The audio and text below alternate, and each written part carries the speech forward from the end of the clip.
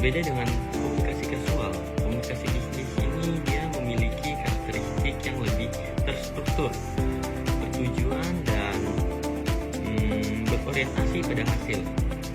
Jadi hal ini melibatkan berbagai saluran, mulai dari laporan tertulis, presentasi verbal hingga komunikasi digital, yang semuanya itu dirancang untuk mendukung pengambilan keputusan yang efisien dan operasional perusahaan yang efisien. Oke, yang kedua ada komunikasi antar pribadi. Ini membangun hubungan profesional dalam dunia bisnis. Kenapa? Karena interaksi tatap muka atau dua arah yang terjadi antara dua orang atau lebih, ini fokus utamanya adalah pada pembangunan hubungan seperti negosiasi dan penyelesaian konflik. Keberhasilan pada tahap ini sangat bergantung pada kemampuan mendengarkan secara aktif, empati dan pemahaman terhadap bahasa tubuh. Ketika individu mampu berkomunikasi dengan baik secara profesional, kepercayaan akan tumbuh, yang kemudian menjadi fondasi bagi kolaborasi tim yang solid. Yang ketiga ada komunikasi dalam organisasi, aliran informasi dan struktur dalam lingkup yang lebih luas. Jadi dia ini mengatur bagaimana informasi bergerak secara formal maupun informal di seluruh jenjang hierarki. Informasi dapat mengalir secara vertikal dari atas ke bawah atau sebaliknya untuk memberikan instruksi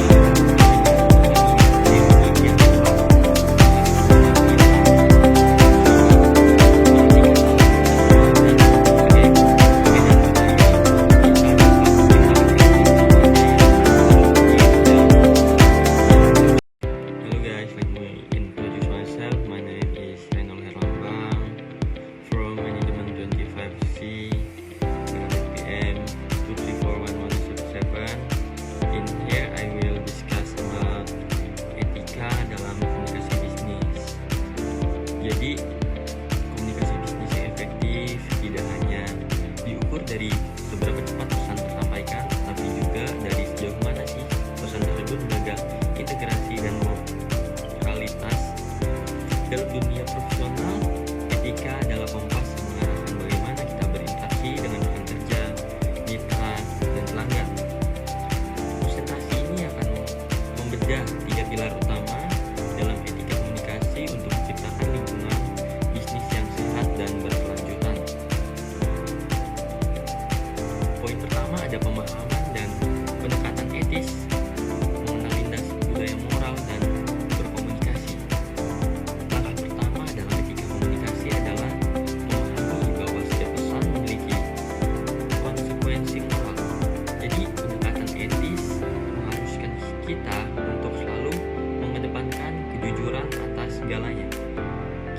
mampu membedakan antara fakta, opini, dan